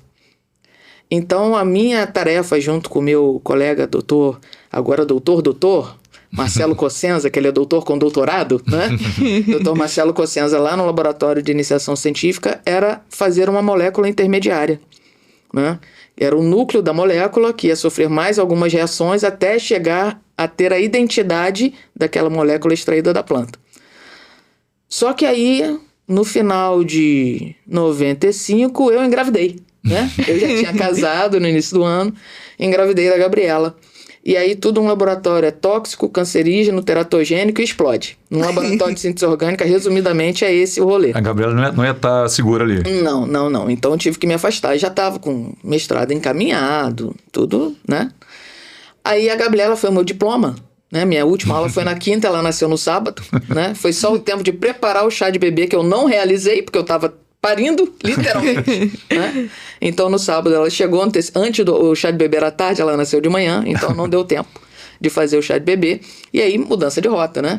6 meses de dedicação exclusiva como mãe, né? E aí já estava afastada da síntese, fui fazer especialização em ciência de medicamentos, né? Deixava ela, pegava de bicicleta, saía, deixava na casa da minha mãe no Laranjal, vinha para Niterói e tal, né? E aí, depois desse período, tem o professor Carlos Peregrino, que é professor de farmacotécnica lá na UF. Grande Carlinho Peregrino. Tá lá até hoje? Tá. Tive aula com ele esse período. Gente boa toda a vida. Legal. Ela ainda pegou, até meu professor de farmacobotânica ela pegou também. Zé Luiz. José Luiz. Zé Luiz. Vulgo Feijão, gente boa. Ele conseguia dar aula no escuro. Ele começava a dar aula, se apagasse a luz, ele continuava dando aula como se tudo tivesse normal. Voltava sem perder uma linha. Camarada muito fera. E aí eu voltei, fiz essa especialização, e aí quando eu ainda estava lá, apareceu uma oportunidade de estágio na farmácia do Carlinho. O Carlinho tinha uma farmácia com manipulação no centro de São Gonçalo, no Zé Garoto. E aí eu fui para lá. Né? Fui para lá fazer um estágio não remunerado por minha conta. Gente, isso é importante, tá? Nem todo estágio vai remunerar você de alguma forma, nem todo estágio vai te dar uma ajuda de custo, mas se você tiver como bancar essa aquisição de conhecimento, faça, vale a pena. Sim. O que aconteceu? Uma farmácia próxima estava trocando de farmacêutico, o farmacêutico tinha pedido desligamento. O Carlinho ficou sabendo. Falou, Gelza, a farmácia aqui na frente, aqui, tá, o pessoal tá procurando farmacêutico e tal, deixa um currículo lá, tá? Fui chamado, passei na seleção, fiquei 18 anos e meio na farmácia. Né? E aí, como eu falei, a empresa me deu a oportunidade de adquirir conhecimento, de desenvolver habilidades. E você não conheceu, mas existia uma coisa chamada Orkut. Então, no Orkut existiam comunidades por temas de interesse. Então você tinha lá amantes do futebol de botão. Aí tinha comunidade, você só ia achar gente assim. E tinha uma comunidade farmacêuticos magistrais, onde o pessoal trocava informações sobre ativos, que fornecedor tem esse tipo de produto, que embalagem eu faço aqui, qual a fórmula de tal coisa, como é a farmacotécnica para fazer supositório, quem já fez colírio faz como. E era uma troca de figurinhas. E eu tinha uma participaçãozinha razoável ali, porque era a minha vivência. Então o pessoal perguntava, dava resposta, dava resposta, beleza, tranquilo. E aí depois surgiu outra coisa que chamava Facebook. E no Facebook não tem comunidades, tem páginas. Então uma pessoa dessa comunidade, um farmacêutico lá de Santa Catarina, o Marlon Barg, criou uma página da empresa dele, Pharmaceutical, e o pessoal do Orkut foi migrando para cá, porque o Orkut estava, né, já tinha um deadline, já tinha data de morte definida. O pessoal foi migrando. E ali a gente foi conhecendo mais pessoas e tal. Aí resolveram criar um grupo de WhatsApp, que também é outra coisa que veio depois, com os que mais conversavam ali entre si.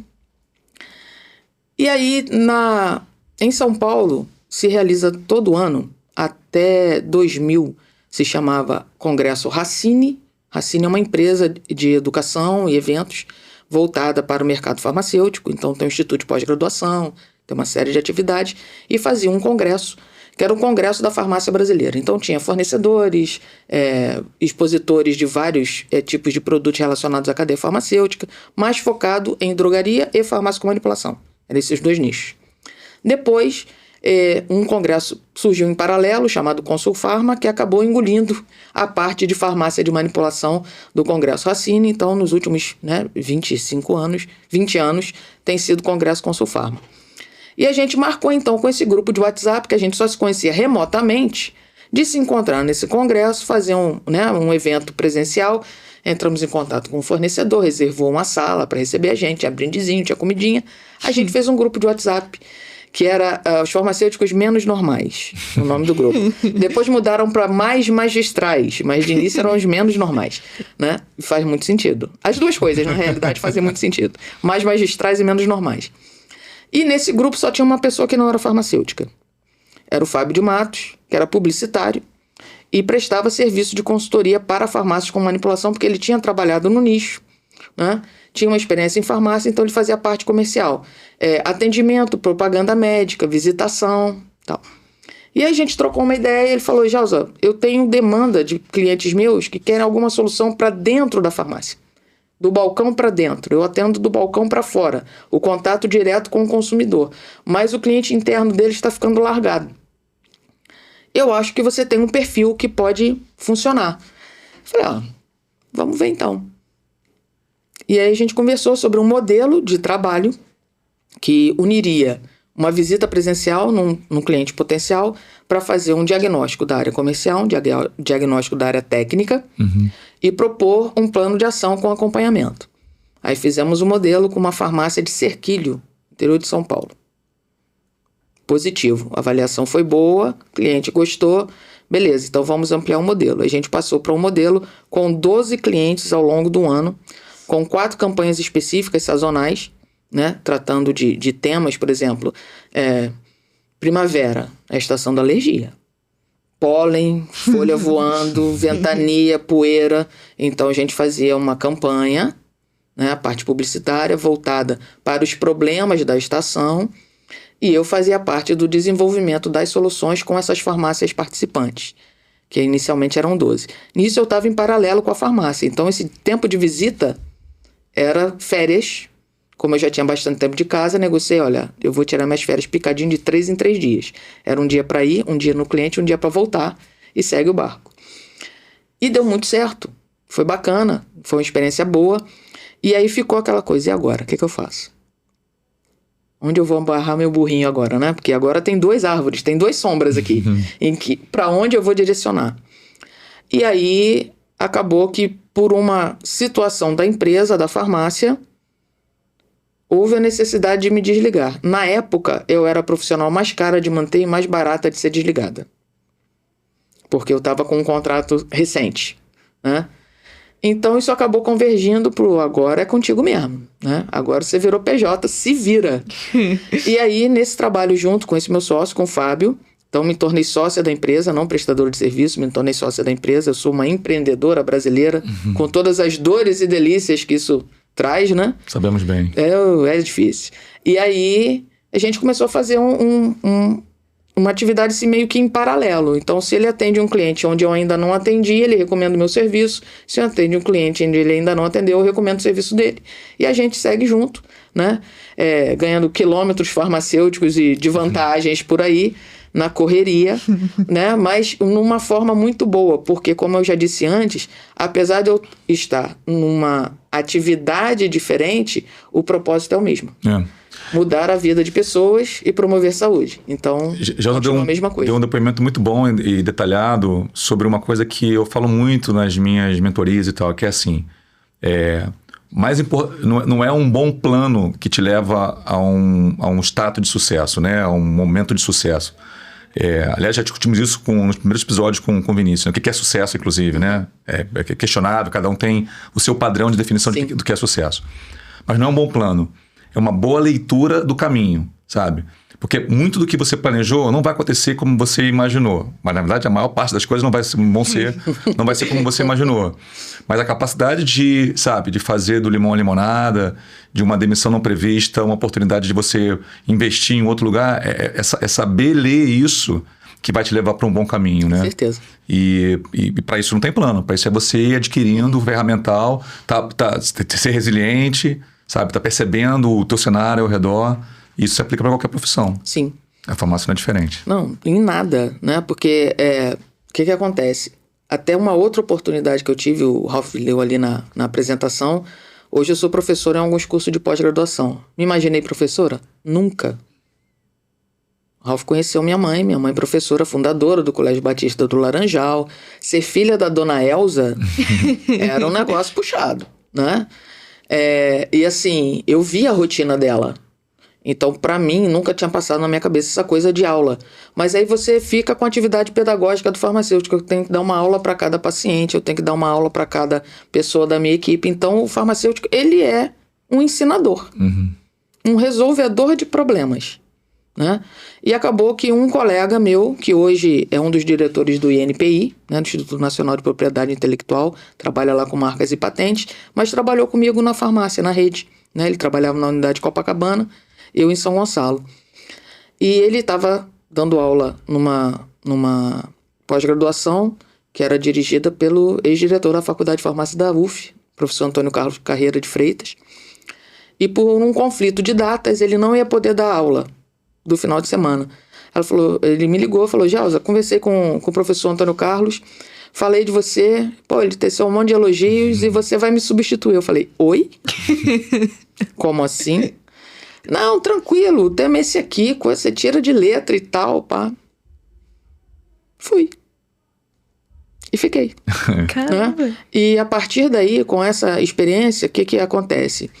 É uma vivência que a gente, aqui, nós três, tivemos um background de igreja, né?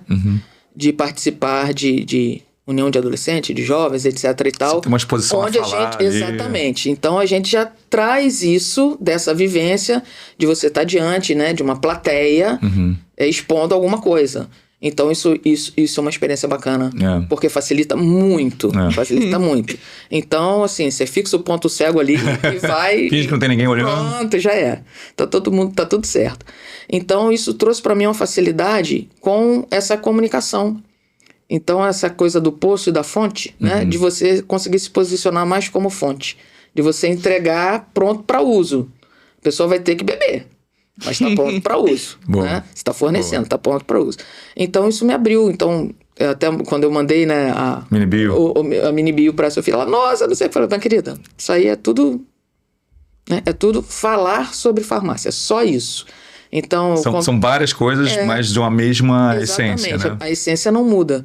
Então, quando o pessoal, como que o pessoal te apresenta? Como você se apresenta? Eu sou a Gelsa Rubia, farmacêutica magistral, filha da Dona Elza do seu Comecindo. Ponto. Muito bom. Entendeu? Então, poder transpor essas experiências para novas oportunidades. Boa. Né? Então, assim, como você disse, vou fazer um curso, agora tem uma questão ali de controle de qualidade, eu não sei se encaixa. 1 hora encaixa. Aprender, né? Conhecimento não ocupa espaço. Eu gosto muito de pensar assim, você tem que ter um norte, você não pode não ter esse norte. Esse norte tem que te puxar, não dá para ficar apontando para, sabe, pro norte, pro leste, pro oeste a cada hora. Sem direção. Mas saber perceber e ser flexível de que eventualmente um pouquinho para lá, um pouquinho para cá faz parte do plano, né? Tá dentro da variação. Tá dentro da margem, né, estatística aqui, tá dentro da margem de erro, tá beleza. Pessoal, do desvio padrão. É isso aí. A gente estourou muito tempo, porque na verdade o papo tá muito legal. Mas infelizmente a gente vai precisar encerrar. Eu quero muito falar sobre alguns assuntos que eu pensei aqui e acabei de ter uma ideia aqui, porque como esse episódio está sendo gravado e a gente não lançou ainda nenhum, né? Porque a gente está gravando alguns episódios antes de lançar o podcast de maneira mais, né, oficial, vamos chamar assim. Então, provavelmente muitas coisas vão mudar ao longo do tempo, né? Nesse primeiro ano de X4Z. Provavelmente as conversas vão ter continuidade.